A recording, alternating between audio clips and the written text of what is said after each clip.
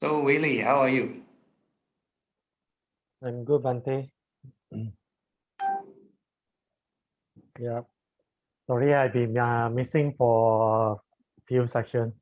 Oh, no problem. Yeah, a bit busy with my work schedule. Mm.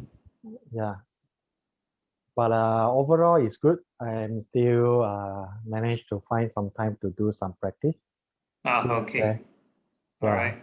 but it's not as intense as our sessions, regular session today. So Mm. I managed to squeeze about like 10 minutes or so. Mm. Just a short one. Okay. Yeah. Yeah, the formal sitting is one aspect, but again, I always emphasize the every moment to moment and is right thought. And that is Yeah. actually more important. So like 10 minutes, like people enter the exercising, enter the gym for 10 minutes. Then after come out, then just eat all the junk food and all the unhealthy lifestyle for the rest of the 3 hours. So no point, yeah. Yes, yes. So the pure 10 minutes is more for realignment of the thoughts and mindfulness. Mm. Yeah. So when we are busy with work, we tend to not so mindful a bit Yeah. during those times. Yeah.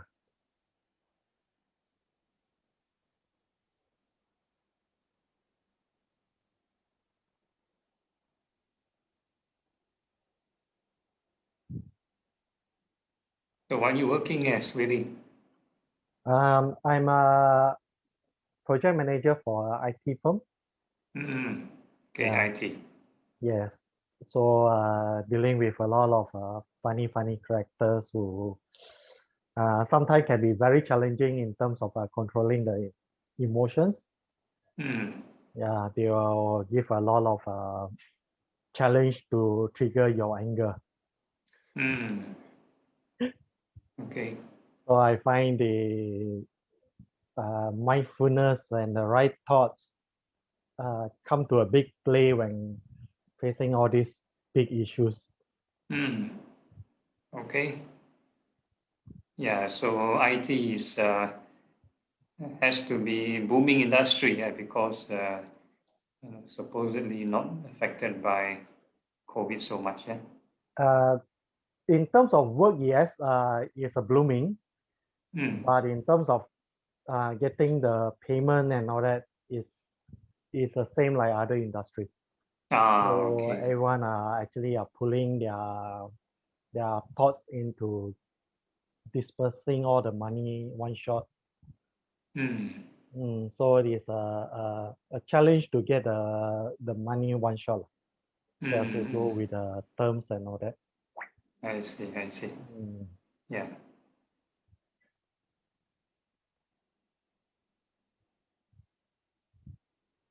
How about Terence? How's your work? Oh, I'm only general insurance, Okay. uh, car renewal or fire, building, officers. Mm. So is your industry good or? It's going down because Mm. all the company, the banks are coming in. So Mm. agents have to, nothing to eat already. Mm. Everything based on IT. Mm. So the younger generation can just, press on the app and then they can buy already. They don't have Oh, to go through an agent. I see.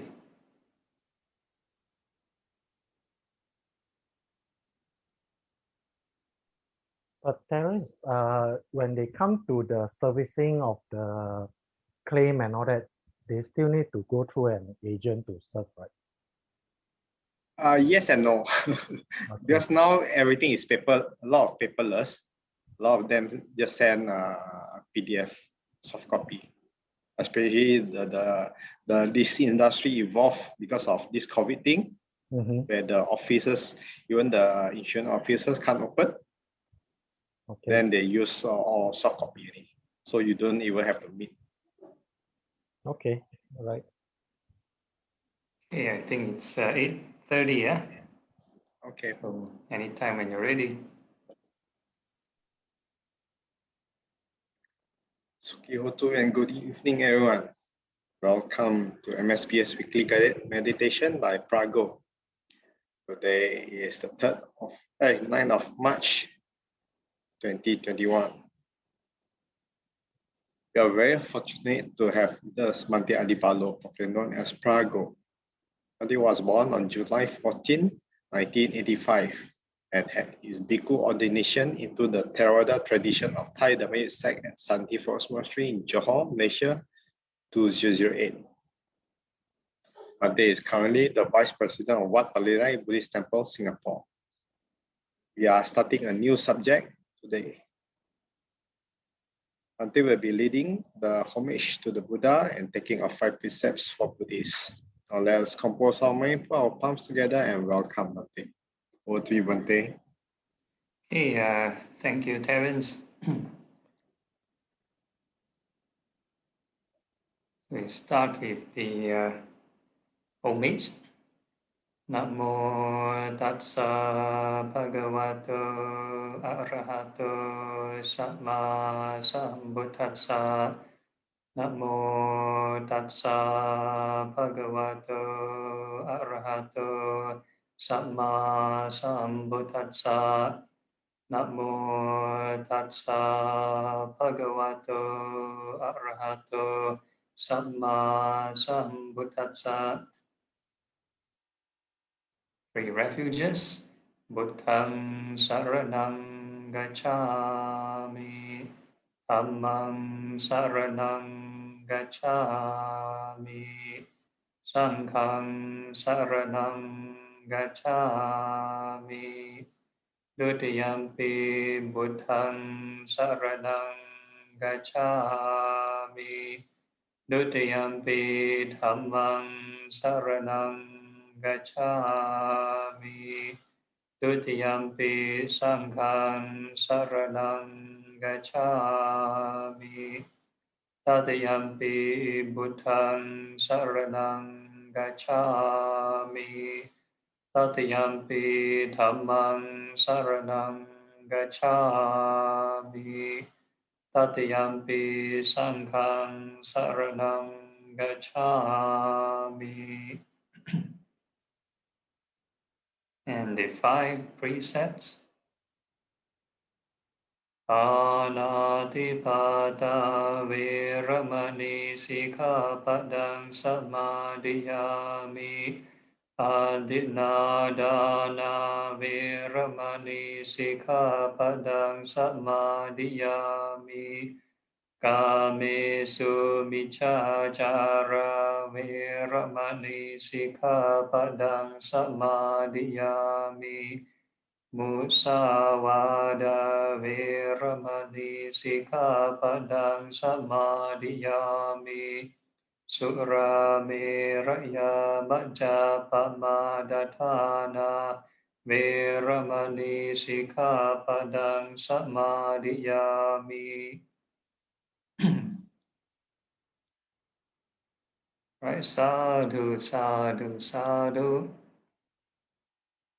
Okay, so good evening to everyone. Today we are starting a new topic called fetters and fruitions, because the previous session towards the end of this Mahasatipatthana Sutta, right, we mentioned like a few terms, this non-returner and this Arahant.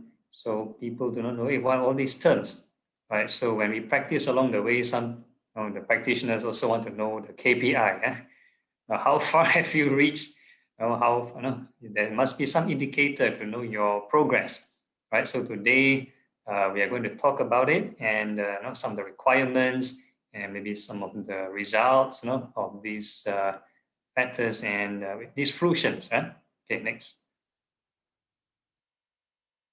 Okay, so this is a table here, right? Is compiled by this Bhante Nyanamoli and Bhante Bodhi, right? So they, based on the suttas, so they gather all these 4 stages, right, of these fruitions, So if you look at the first column on the left, so these are the common terms called the effluxions. So the first one is called the stream enterer.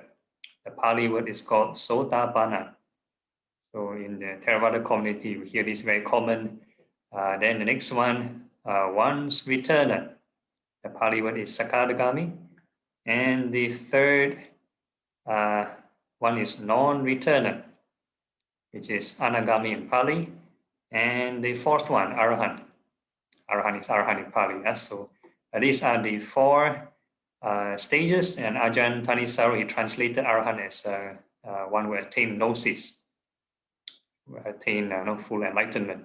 Okay, so when we chant like the beginning, Namo Tassa Bhagavata Arahato, yeah, so even the Buddha is also an Arahant. So the term Arahant can be used as a verb and also a noun, right? So Arahant can be a noun. That means it can describe a person, a being.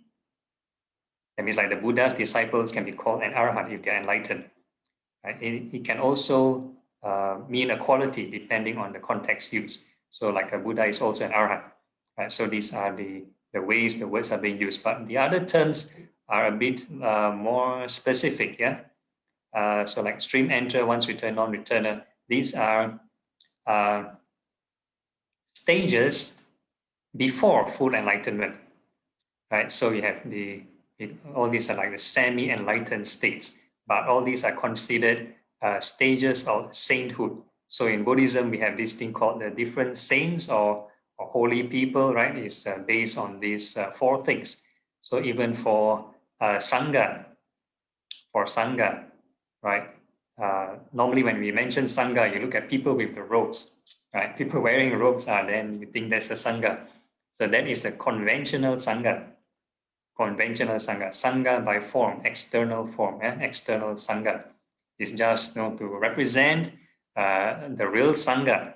So what is this real Sangha? The real Sangha is actually this stream enterer to Arahant. So sometimes if it's not included in the chant here, but if you were to look at the 9 qualities of the Sangha, right? This Supatipanno Bhagavato, right? Savaka Sangha. So if you chant all the 9 qualities of Sangha, they mention these 4 types of persons, 8 types of men, 4 pairs of person, 8 types of men. Right, so it's representing this. Yeah, so there is a path to stream entry. That's one kind of person, and there is the fruit of stream entry. That means a person has achieved the stream entry. So that's a second kind of person. So similarly, the path to once returner, fruit of once returner, and path fruit of this non-returner, path and fruit of Arahant. So total 8. And 4 times 2, 8. So these are 8 types of person. So these are the real Sangha. Real Sangha. So it can, interestingly, a lay person can be possibly one of these 8 persons. That means the state of mind can be of a Sangha. The state of mind. So we're talking state of mind. So now I'm just representing, right, with this uniform to represent the Sangha. Right? Okay. Internally, right? So it's to be known each for oneself. So how do we know, right? For each for oneself, whether a person has, more or less hit one of these KPI, key performance index or indicator, right? So we talk about these abandoned fetters. So fetters is basically like a chain that bind you to samsara. So these are the defilements, something like unwholesome kind of qualities. So there are 5 lower fetters and 5 higher fetters. So total there's 10 fetters. So if we look at the second column, we are going to look through at what are those fetters. Okay, so we look at the first 3. The first one is identity view, right? Identity view. So there's different, the interpretation would be, for example, the sense of this I. Now I am. I'm here or there. How am I in the future? How am I in the past? Right? There's a sense of this. How do you call it? Self-identity or personality view. Sometimes called identity view. So some people translate as personality view. Right? For example, I am a Chinese, or I am a Singaporean. I am a monk. I am a Buddhist. Something like that. So this is a personality view. So I think we've covered this in the previous series in this, what do you call it? Dependent origination. We also briefly talk about this, right? So, and there's another one at number 8, conceit. Conceit of I am. Conceit of I am. So when I mention the term, I am a Buddhist, for example. So this identity view is this belonging of a Buddhist. But the real ego, why do you feel you are you, right? So that is the number 8 part. So there's 2 levels, yeah. So I'm going to touch on this identity view first, right? And the second one is called doubt. Called doubt. So doubt in what is defined as doubt in the 4 noble truths. 4 noble truths. So once a person has, let's say, reached stream entry, at least stream entry or any of the higher above, stream entry to Arahant, they will have no more doubt in the 4 noble truths. That doesn't mean they are omniscient. They know everything. No, it's not that once a person becomes stream enter, they know all the Tripitaka. they know everything in the sutta, the teaching. Not necessarily true. This is a job for Venerable Ananda. Yeah, the other monks, they may be Arahant, but they never hear what the other Buddha preached before, so they have no idea. Right? So the doubt here refers to doubt in the 4 noble truths in terms of experience, whether you know how to reach this spiritual happiness. Do you know how to let go of desire, right? The cause of this suffering. How do you cease? How do you relinquish? How do you abandon this craving and reach this spiritual happiness? So they do not have any more doubt because they tasted, right? They tasted this spiritual happiness. So they overcome doubt. So identity view is once a person overcome doubt, then naturally they do not depend on this identity view for happiness. They do not rely too strongly, right? That means, for example, I mentioned this example before. For example, like Chinese New Year is just over. So, for example, if I am a Chinese, right? So I will have to do certain rituals, which is the 3rd factor, right? Chinese kind of rituals to be happy. Chinese New Year, you need to decorate your house red, you need to dress red, you need to put certain maybe firecrackers, certain rituals, right? You need to perform certain rituals. And if you don't do it, then you feel, hey, weird. How come you never do, you never say Gong Xi Fa Cai to me. So this is certain rituals that we cling. If we don't do it or somebody don't do it to us, we will feel very unhappy or certain dissatisfaction, right? So if a person, let's say they reach stream entry, right, they have no more doubt in the 4 noble truths. They have already experienced, they know how to tap this inner happiness. Then to them, this external thing doesn't matter. Doesn't matter. They can still carry on. Yes, they can follow, the family. They go for to decorate in a certain way. But if they never decorate or somebody decorate wrongly, they won't feel upset. Not too upset. Yeah, they won't cling to it. Right. So this is how they overcome this identity view and this ritual attachment. So this is 3 in 1. It's a package. Yeah, it's not like a person can overcome doubt in the 4 noble truths, but still, they cling. There's identity view. That means something is wrong. So these 3 is together. It's 3 in 1. So once a person overcomes doubt in the 4 noble truths, then they loosen the grip to this stereotype of this belonging, the sense of this personality. They loosen the grip, right? Then they don't rely totally on this personality for happiness. So this is the three things, yeah, comes together. So if you look at the column at the right, right, it's called rebirths until suffering's end. So there's certain kind of guarantee. So the Buddha mentioned up to 7 more times as a human or in heaven. So if let's say a person reach this stream entry, they can be reborn maximum up to 7 lifetimes. Reborn, yeah, maximum up to 7 lifetimes. Why 7? I do not know. Yeah, Buddha says 7, but maximum 7. So even in the Ratana Sutta, it is mentioned even if a person, the quality of the Sangha, even if a person, right, part of any of these stream enterer, they are heedless. That means they still enjoy sensual pleasures. They still have, they enjoy these, still have greed and hatred, and may do the certain wrong things. But the Buddha mentioned they still maximum 7 lifetimes to be reborn. Yeah, so that means after 7 lifetime, is guaranteed they will reach this arahanthood.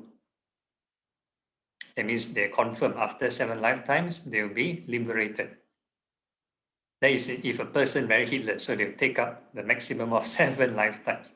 But if a person is more hardworking, more diligent, then maybe lesser, maybe who knows, 1 lifetime, 2 lifetime, 3 lifetimes. So depends on how hardworking. So this is the last column, yeah, with the result. And if we look at the second stage, or this second fruition, called the once returner. You see, same thing, 1, 2, 3. So once returner overcome 3 things, right? Identity, view, doubt, ritual attachment, and one more thing, they reduce sensual desire and ill will. So number 4 and number 5, they weaken it. They weaken sensual desire and ill will. So once they get less angry or less greedy, then what will be the result?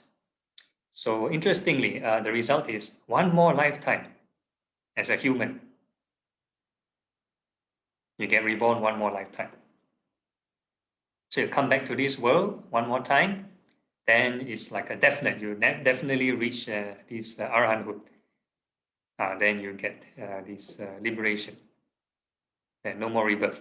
So this is once returner. So there's 700% improvement from this stream enterer to once return, 700%.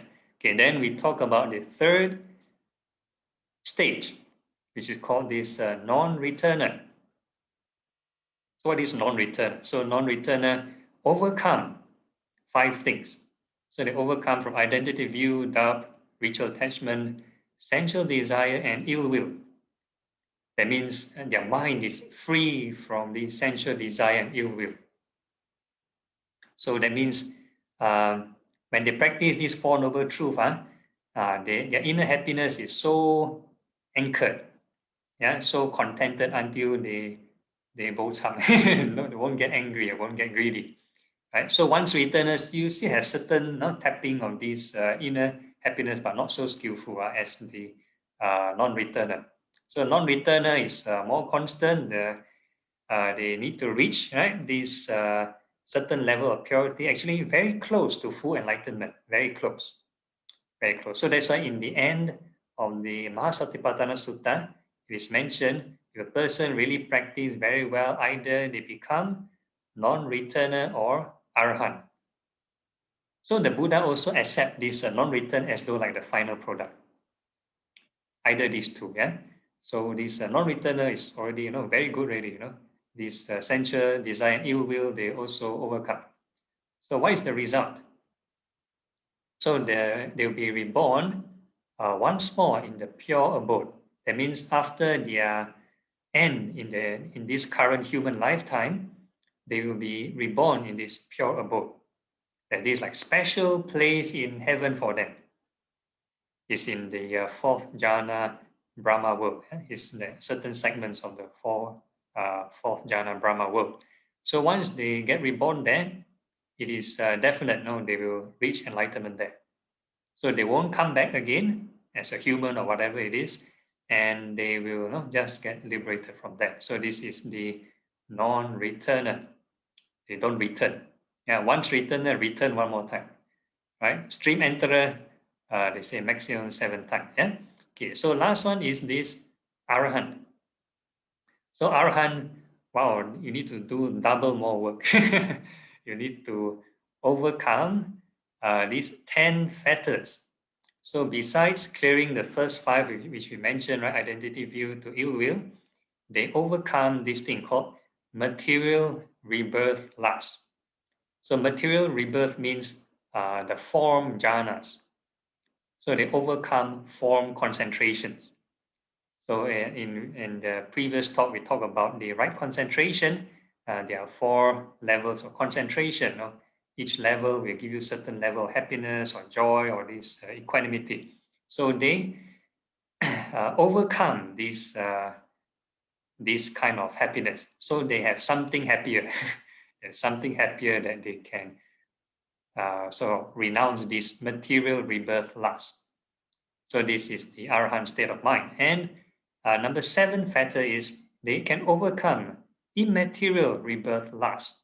So this immaterial rebirth is these formless concentrations, this infinite of space, infinite of consciousness, this realm of nothingness, and neither perception nor non-perception, these 4 formless concentrations. Right, so there are very high levels of concentration, can be quite addictive to some people, very nice sensation if a person would enter it. So the Arahant overcome this formless concentration as well. So they have something even better. Okay, then number 8, right, we talk about it, which is called conceit. So in the Meghiya Sutta, right, the Buddha defined conceit as I am. The sense of I, the sense of ego, right? There are some interpreters that interpret the number 1 factor, identity view, as the I am, which is already very hard to overcome, right? If it's going to overcome ego right from the start, or the sense of self. So the Arahant is the one, the conceit, right, is the one that deals with the sense of I. Now, why do you feel you are you? Why do I feel I am I, right? So this is the conceit which sort of people overcome. So in the Zen tradition, they do ask this question in their koan, in their meditation: who are you? Or who am I? So they need to investigate. So once they really get the answer, then they're free. They reach this satori or something like that. Okay, so number 9 is this restlessness. Restlessness means the mind run here, run there. The mind agitated, cannot stay still, very restless. So this is very common in meditation. So in meditation, if your mind run here and there like monkey, no worries, you're very normal. That means it shows that we haven't reached full enlightenment yet. Very normal. If a person can meditate and they tell you, hey, no restlessness, that means trying to imply that they might have reached the full enlightenment. Right? So no worries. So if any person beginning meditate, they will tell you, some people when they start meditation, they try to give up already, Very hard to meditate, when the mind run here and run there, right? How to meditate. So they give up meditation. Very normal, right? Don't give up. It's part of the training. Only when you truly accomplish, then you have no more restlessness. So if the mind runs here and there, very normal, right? So the 5, that's why in the Satipatthana Sutta, we mentioned the 5 hindrances. It's part of the Dhamma. It's a phenomenon. It's a natural phenomenon, from restlessness to sloth and torpor even, sleepiness, drowsiness. So sometimes in here, I can see people dozing off. Very normal, right? You're not robot. Then sure you get tired, you get fatigue. So it's normal phenomenon, right? It's a dhamma, right? So greed and hatred also part of the hindrance, very normal. So unless you are a non-returner, then you can overcome sensual desire and ill will. If not, it's a normal phenomenon. Yeah. Okay, and the last one, number 10, is called ignorance. Last one is called ignorance. So ignorance is this not knowing again of the Four Noble Truths and the Eightfold Path. So if a person, that's why number 2 and number 10, right? Stream enterer is a person who clears the doubt. That means they know the Four Noble Truths is the way, but they do not know the full mechanics of it yet. They do not really know the operation of the full Four Noble Truths, how it totally operates. So this is the stream enterer versus an arahant. An arahant who overcomes this ignorance. They fully know how this Four Noble Truths works, how the Eightfold Path, know how it fully works, right? So let's say if you study Buddhism, you study Four Noble Truths, Eightfold Path, you read and read again, still don't understand, never mind. The next time you read again, you have different understanding. Very normal, yeah? So this is, unless you are an arahant, then you fully understand the Four Noble Truths, Eightfold Path. Okay, so this number 6 to number 10 is called the higher fetters, higher chains, right? So an arahant, so from a non-returner to an arahant is a big step, right? Actually, it's just one step, yeah, but these 5, number 6 to number 10, is very subtle. It's called the higher fetters. So it comes in a package. So once a person overcomes this ego, this conceit, then they have this total happiness, this arahant kind of happiness, right? Then they overcome this material rebirth last, immaterial rebirth last, then they truly understand the Four Noble Truths, Eightfold Path. What is truly cessation of suffering? What is the end point? They really understand the end point of the cessation of suffering. Okay, and the last column, rebirth, none. Right? That means if a person reach arahanthood in a human life, then no more rebirth. So for non-returners, still need to be reborn in this pure abode, right? And the others need to reborn somewhere. So it is guaranteed from a stream enterer to an arahant, no more rebirth in the lower realms. No more rebirth in the lower realms. Right? So some people may think, once a person becomes a saint or an arahant, they will definitely know, right, their life, their past life or their future life, which is not true. Again, I'm not sure whether we covered in this series before. This Mahanama Sutta, there's this lay devotee of the Buddha. He reached this Sotapanna, this stream entry. But then he still has a certain kind of doubt. He asked the Buddha, where will I be reborn in? Will I be reborn in the lower realm? He has this fear. He has this fear, even though he has this stream entry. So the Buddha answered to him, do not fear, right? Yeah, once a person have seen the Dhamma, right, that means have reached this stream entry, they will not be reborn in the lower realms. Right? So again, being a stream enterer, clearing doubt doesn't make you an omniscient person. So this is what I'm going to emphasize here. And now it's 9, slightly over 9. So I think we end the theoretical kind of sharing, and we open the floor to questions. So anybody can ask a question here. You can unmute yourself, or you can type in the chat. Anyone here? Well, no more doubt. Or in the Facebook comments, yeah? Any questions there? Bante, there's no question at the moment. Wow. Okay. So really no one here? Then we can go for early break. Right? Okay, so if there's no issues, then we go for a break. Now it's 9:03 my clock. Monday, can you repeat the Pali terms for the 4 stages? Okay, the 4 stages. Stream entry is called Sotapanna, right? And the next one is Sakadagami, once returner, Sakadagami. And the non-returner is called Anagami. And the final one is Arahant. Okay, thank you. Then you were Okay, no saying problem. Arahant is actually in English, somebody define it as what again? Yeah, the Ajahn Jeff in the previous series of talks, he mentioned the conclusion part. A person can either have gnosis, Gnosis, or a non-returner, non-returning. Yeah, so other translators would talk about being an arahant or non-returner. Yeah. Thank you. Okay. Yeah. So it's I think the translation is more suitable for Western audience. Gnosis, there's maybe a bit of Christian kind of Yeah. term to it. Yeah. Okay. Any other questions?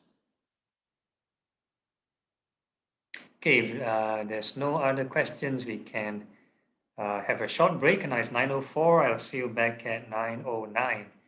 All right.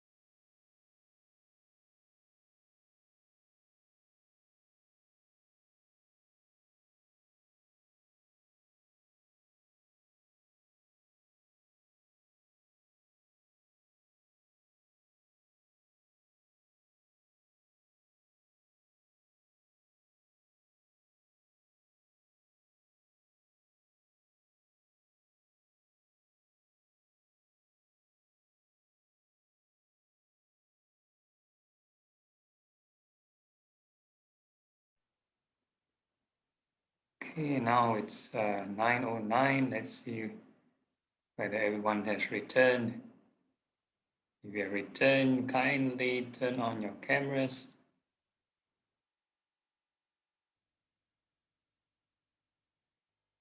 So the reason why you have the 5-minute break is to reduce the rate of restlessness. If not, you sit too long, right from after the theoretical sharing, then everyone straight away sit down and meditate. And later you have leg pain, back pain, neck pain, all the kinds of pain, lots of restlessness. Okay, so once we are back, right, then we can do this adjustment, physical adjustment. You can find a comfortable sitting position and make sure your back is upright and the body relaxed.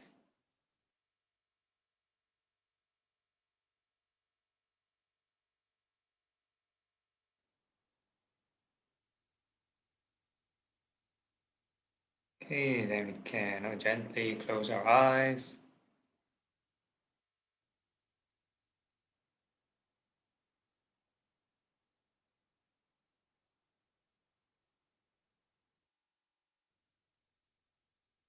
Okay, and we are going to start off with the same routine, right? We are starting off with the visualization of the body parts or the impurities of the body, contemplations. So we are going to first visualize the hairs of the head and hairs of the body. We are going to wish all of them well and happy. So all the hairs from the head down to your feet, may they be well and happy.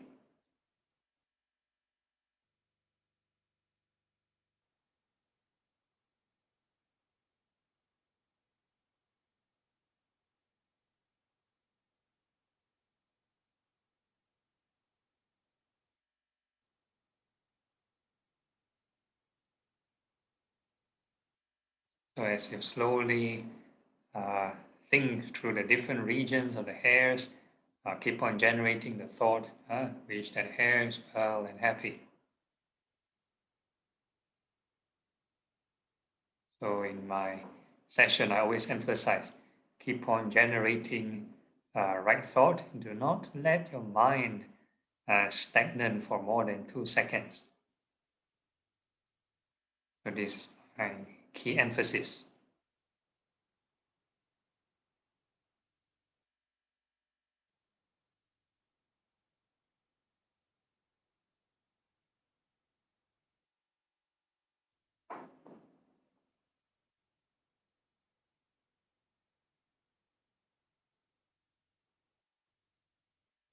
And once you have wished all the hairs well and happy, and then we are going to think that all these hairs go through this impermanence. They go through this birth, aging, decay, and passing away. So they get dirty, oily, sweaty, and we grow long. Sometimes have cracks or splits. And they turn white and they will drop off. Every day there are lots of hairs falling off.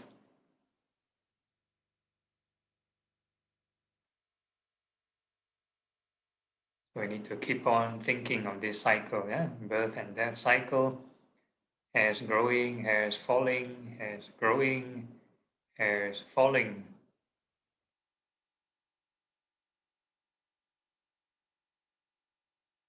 So the more cycles, the better.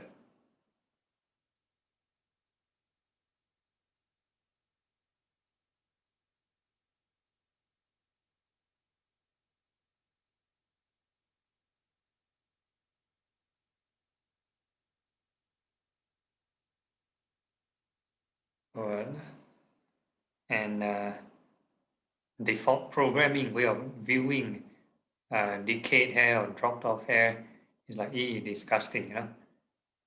Or worried, oh yeah, my hair loss. Oh yeah, maybe I should see a hair specialist.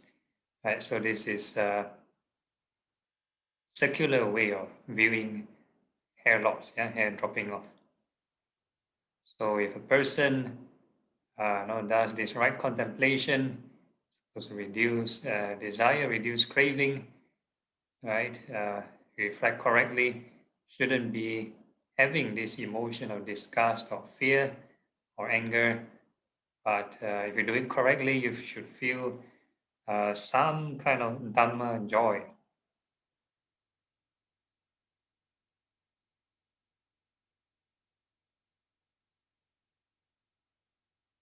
So the whole idea is to keep on repeating the cycles of birth and death as much as possible, to not stagnate at one scene for too long.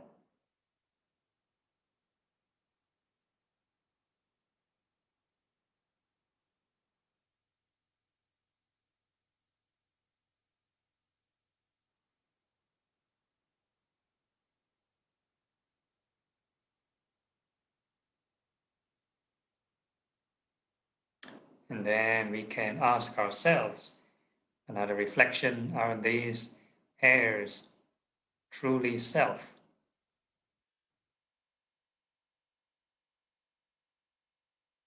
This is like a daily check, right, whether you overcome the self. Yeah? If you still feel that, oh, this is my hair, right? This hair is mine, then still some way to go. If you feel your sense of self gets more and more diminished, or you feel that, hey, these hairs that fall off don't belong to you, there's like no sense of ownership to these hairs, then maybe you're quite close.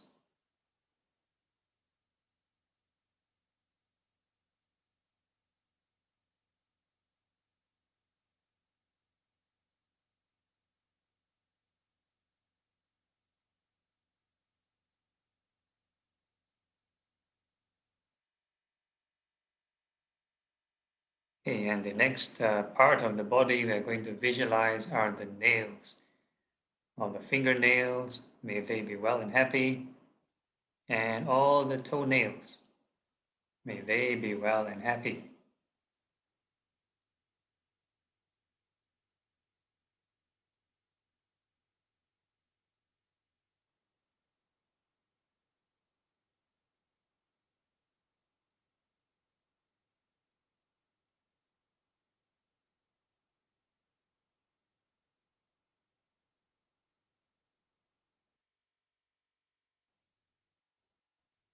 And we are going to introduce the other thought to reduce greed. So now we are going to think of impermanence. So all these nails go through this birth and death. Right? They grow long, they collect dirt. Sometimes they go through wear and tear, scratches, cracks, and they even chip off.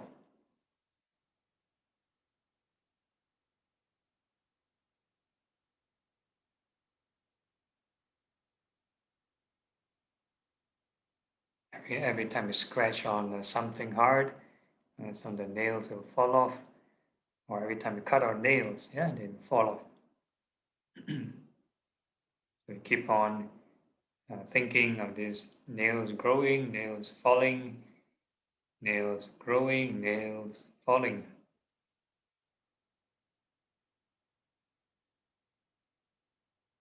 Keep on thinking of the birth and death cycle of your nails.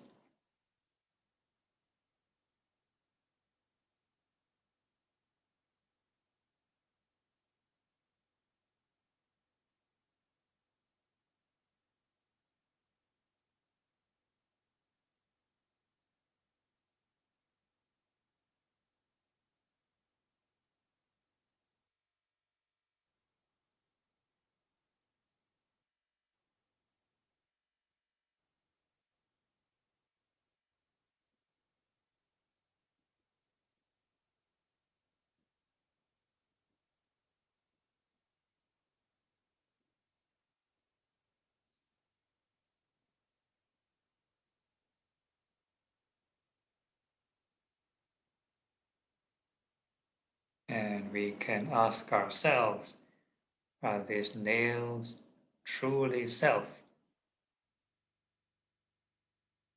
And we tell the nails not to go through this birth and death.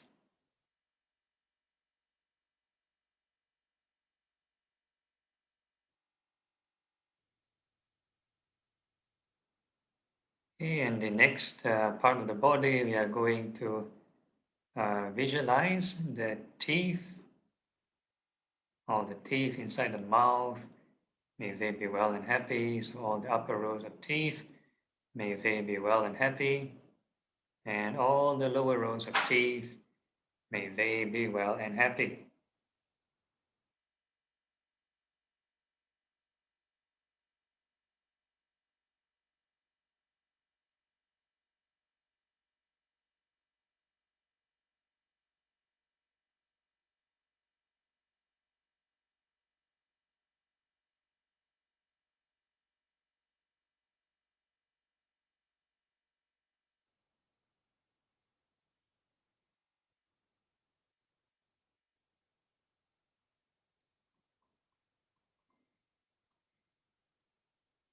Okay, and all these teeth go through this birth and death. So they change in shape and size. And they get dirty and they discolor. All the plaque build up, turn yellow, and turn brown, and they decay, turn black. They start to grow holes, have tooth cavities, and they get loose and shaky. And eventually they fall off.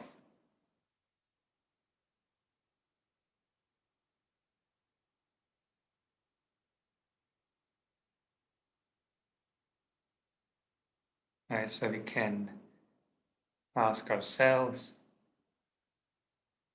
are these teeth truly self?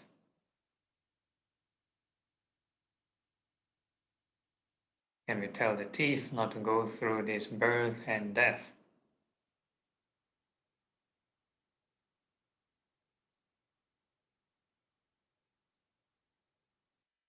Okay, and the next part of the body is the skin. So we're going to wish the entire skin that surround the whole body from head to toe. May they be well and happy.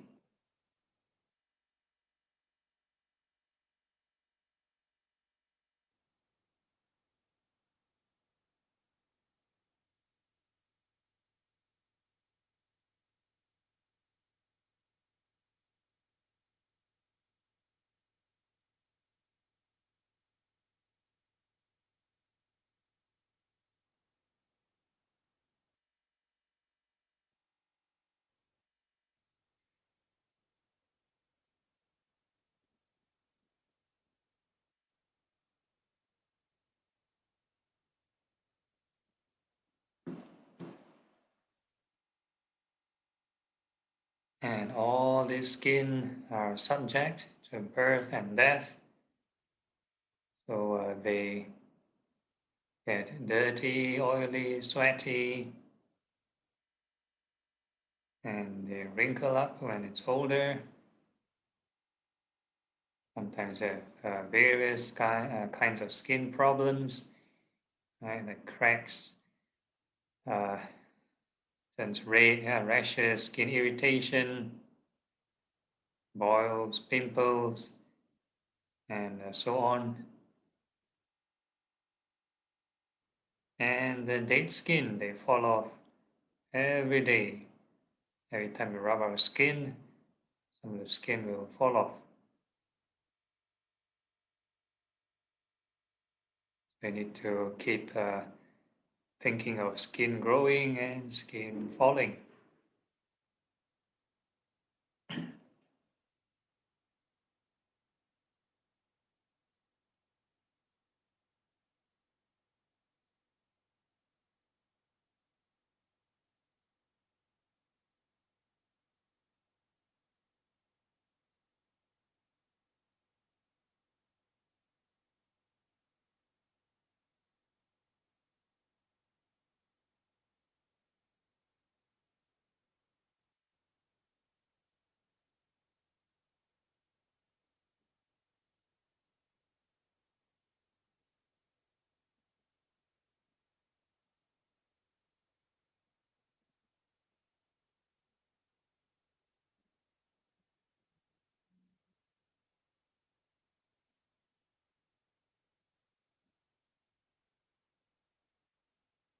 the faster a person able to observe this decay and falling, birth and death, then more detachment. If you stagnate at one particular scene for too long or more than 2 seconds, and you'll end up clinging and daydreaming. Yeah.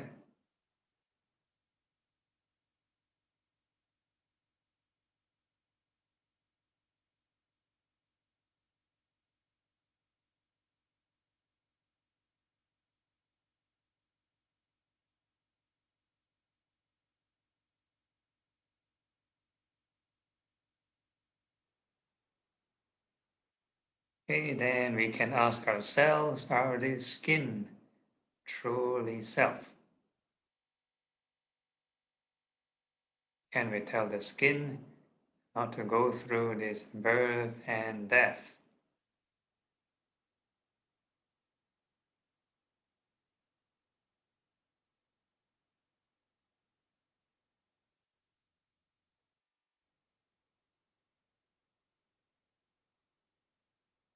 Okay, next we have to move on to the next phase of meditation. Is learn how to restrict the mind to one small area, right? So all the while we are using below the nostril, above the upper lip. In your own free time, you can explore, experiment any point of the body. Yeah? You're just training one cognitive function. So for this case, we use below the nostril, above the upper lip. And the whole idea is we have to feel the in and out breathing, right? The contact of the skin below the nose. So you don't have to feel the rest of the body. You can ignore your windpipe, your diaphragm, your lungs, right? Just below the nostril. And no need to control the breathing. Let it be your natural reflex action. And no need to force the mind there. Yeah. So the whole idea is gentle attention. And we apply the same formula, right? In right thought, first thought of non-hatred. So whenever there's inhalation, we wish the breath well. Exhalation, we wish the breath happy. So this first step is to make friends with the breath, or make friends with any particular contact, right? This one point.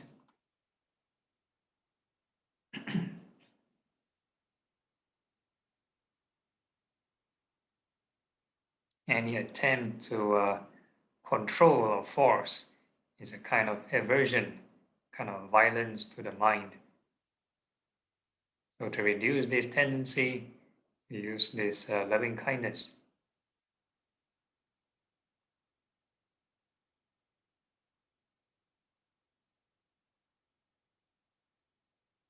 And if, let's say, a person do attempt, which is a common meditators' problem, they want to control the mind, they want the mind to be still, they want to fixate everything, right? Control freak nature in us want to control.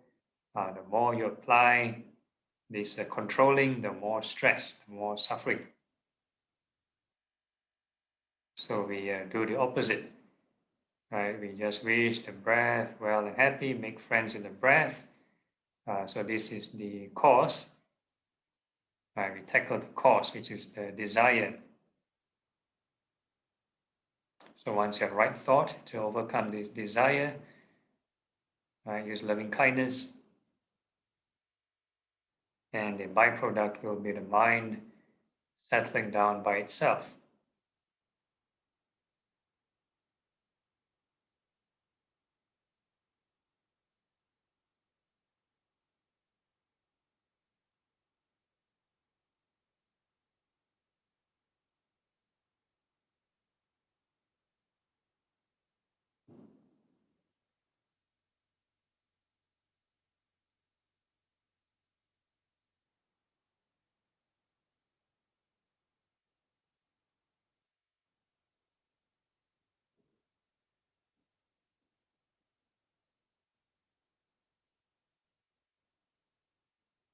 So every inhalation and exhalation, you need to generate this loving kindness, yeah?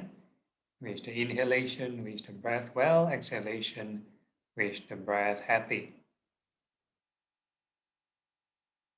Right, so the key emphasis again, never stagnate the mind for more than 2 seconds.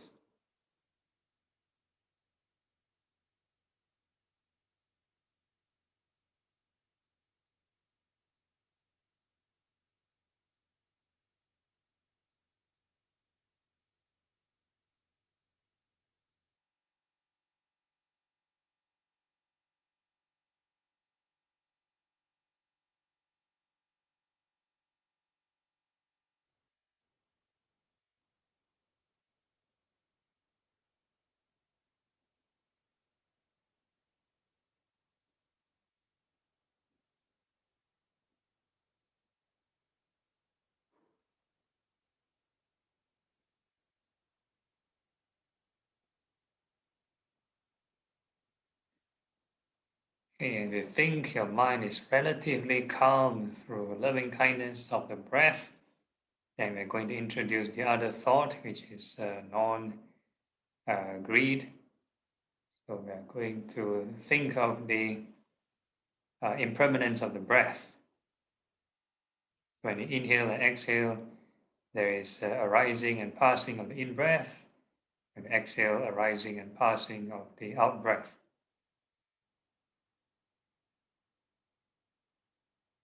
So you can use whatever labels you're more comfortable with: impermanence, rising and falling, birth and death. Yeah, treat it like a mantra. Yeah? So you need to observe the phenomenon of the change in breathing, and you need to repeat this mantra in your mind.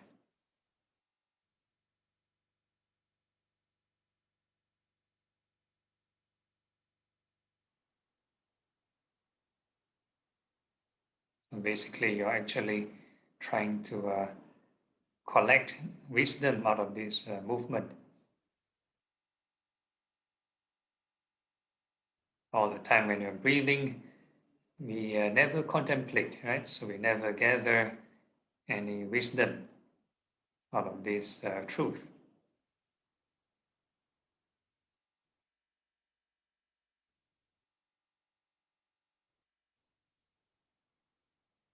So what is this wisdom? And this wisdom is actually knowing how to let go, how to detach.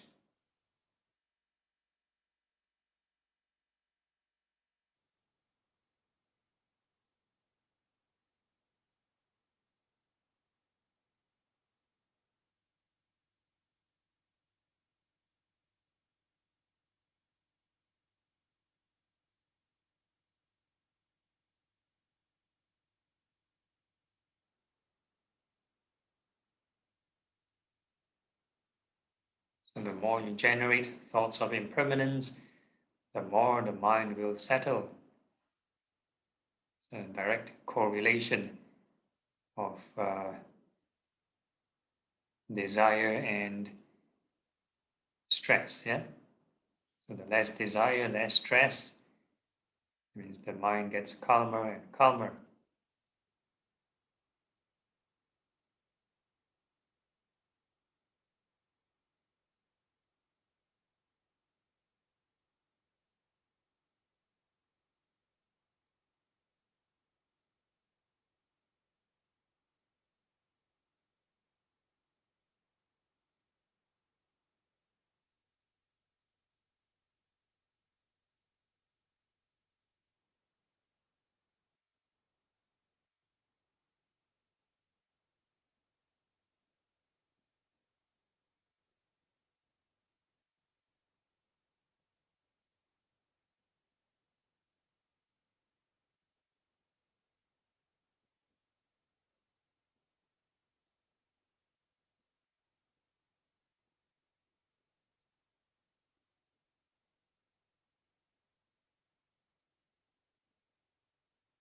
Okay, and we think your mind is relatively calm, then we transit to the next phase of meditation, We are now going to radiate loving kindness.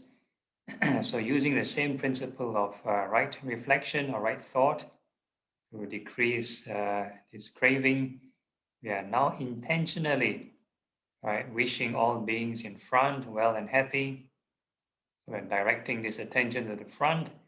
So how to direct the attention to the front in a non-reactive manner, non-straining manner. How to pay attention in front in a relaxed manner, yeah?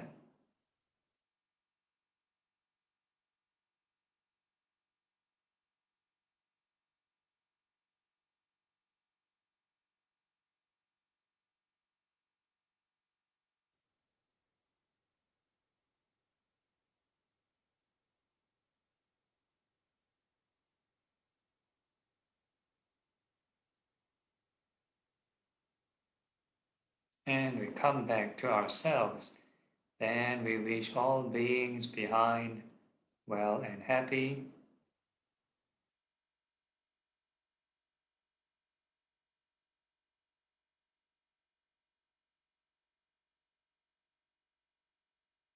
And we come back to ourselves. Next, we wish all beings on the left well and happy.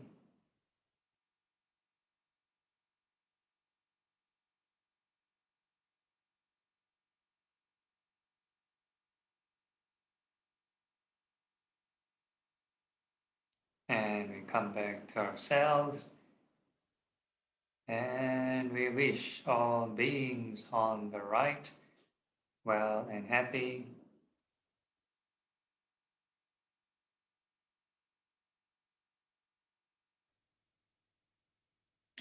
And we come back to ourselves, right? And we wish all beings above well and happy.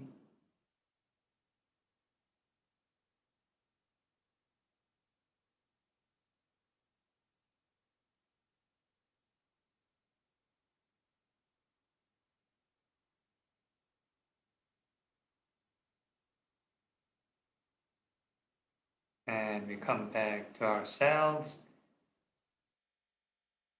And we wish all beings below well and happy.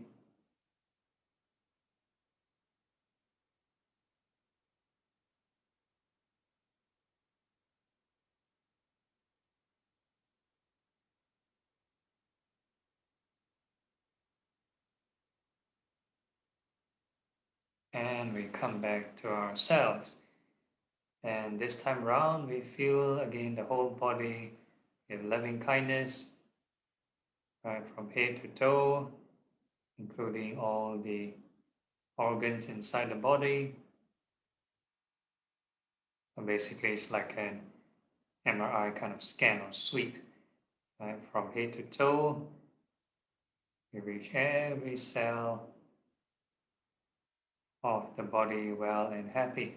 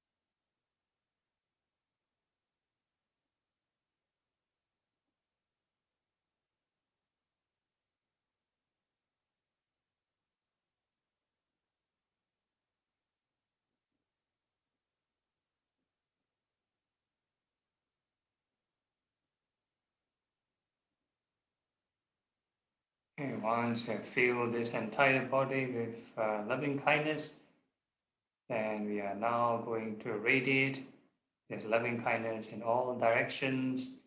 We are going to wish all beings above, below, and all across. May they be well and happy. I wish the entire universe. May all beings be well and happy.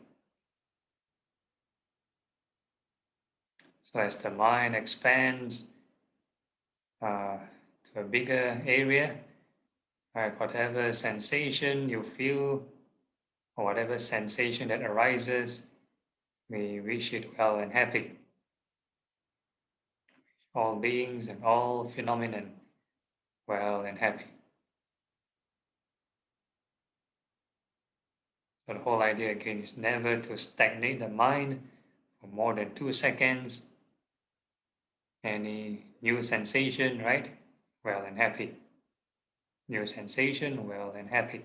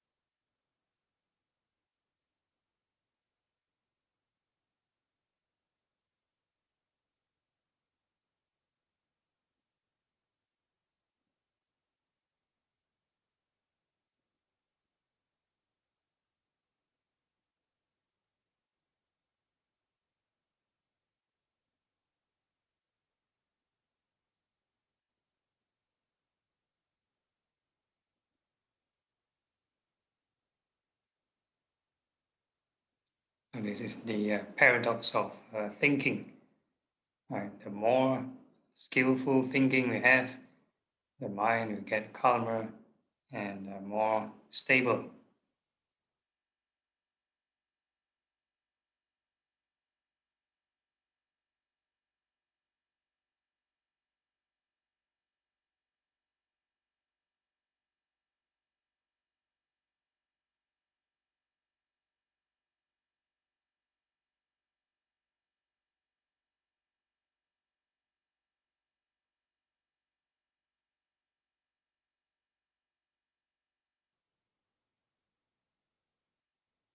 Okay, and if you think your mind is relatively at peace in this loving kindness, then next we are changing to this second sublime emotion or sublime state, which is this compassion.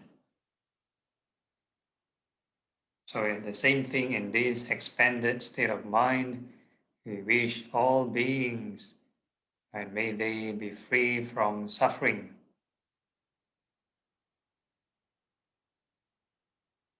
And all phenomenon, yeah, may they be free from suffering. So whatever new stimuli, new sensation you feel popping up in whatever area you're feeling, you just wish it free from suffering.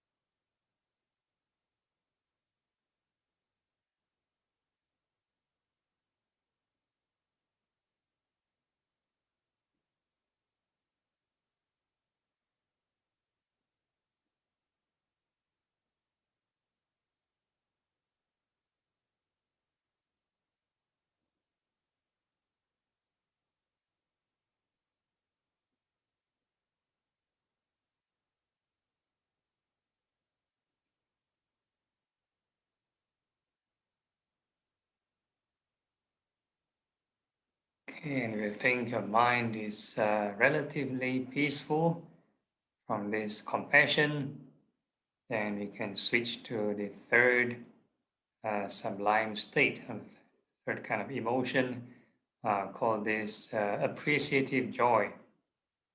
Right? So the same thing in this expanded state of mind, we are going to rejoice in all the positive achievements of all beings.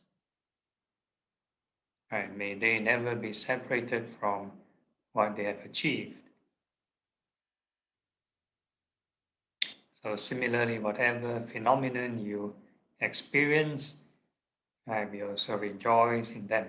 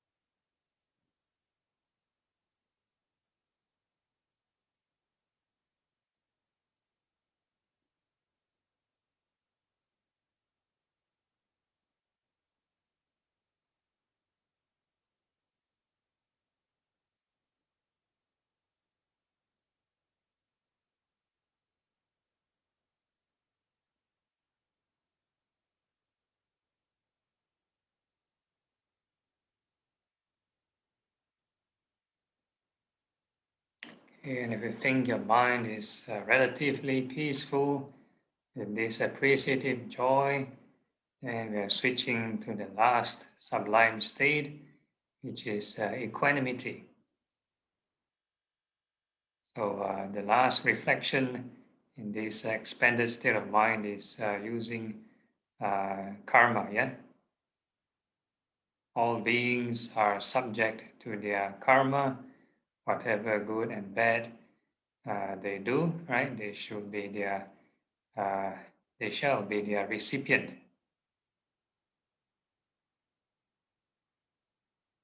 So basically, whatever sensation you feel, any pleasant sensations are the ripenings of your good karma. Any unpleasant sensations you feel are the ripening of bad karma.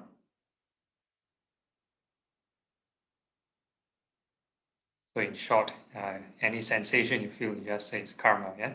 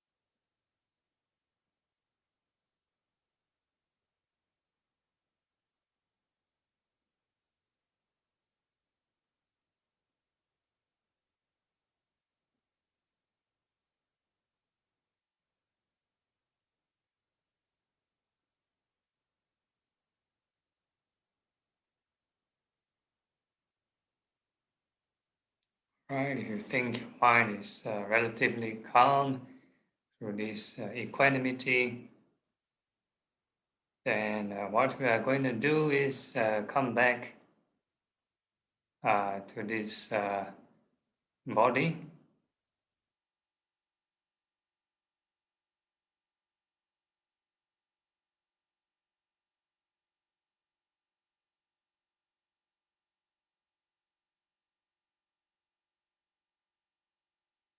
And this time round, we let our mind be sort of free, right? Free from restriction, without fixating, without deliberately expanding. We just let the mind run around freely. So without you controlling, and the same thing we observe, right? This attention or this mind, whatever sense contact, whatever stimuli, whatever sensation you feel, we generate the right thought of impermanence.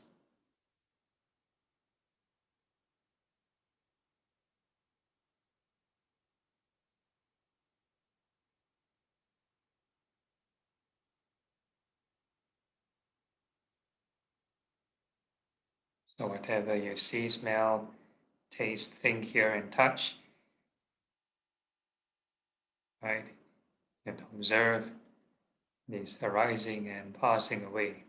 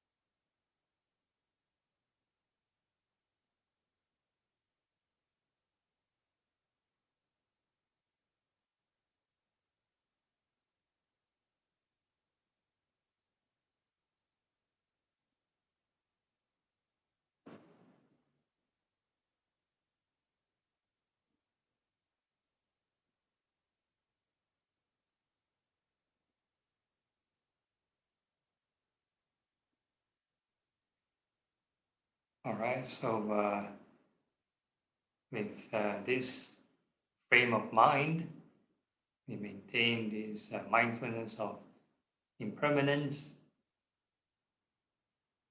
whatever we observe, right? Our experience in our day-to-day life, we just need to contemplate on impermanence. Okay, then we can physically conclude by opening our eyes, but mentally, right, maintain this, right, mindfulness.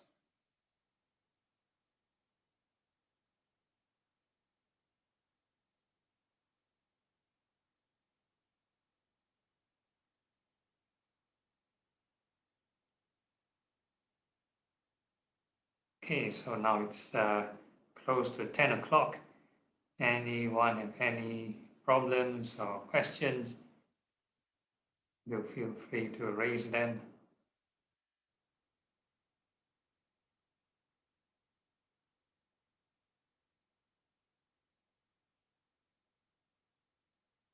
No, all okay. All right. If there's, how about Willie? Anyone in the Facebook comment? Bante. Yeah, Bante, there's one question from Facebook. Okay.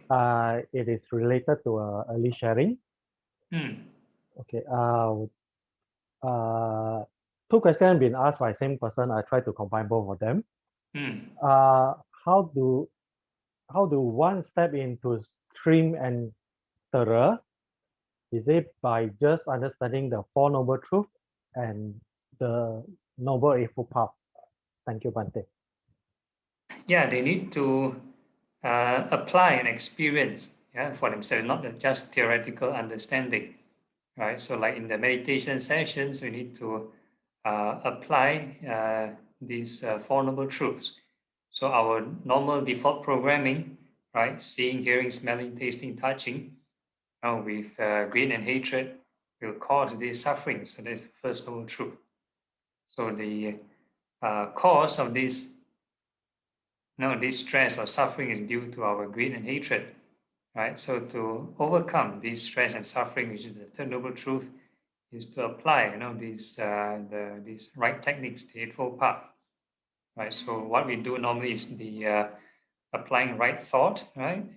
This loving kindness to overcome this anger, which is one form of craving, and impermanence to overcome this greed, which is another form of craving.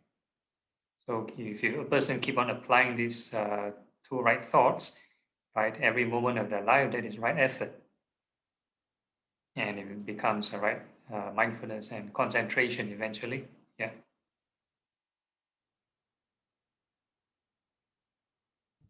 Okay, thank you, Bante. That's all from the Facebook. Okay, no problem. Yeah. Anyone else here? Okay, if there's no other issues, then we can conclude the session. Yeah.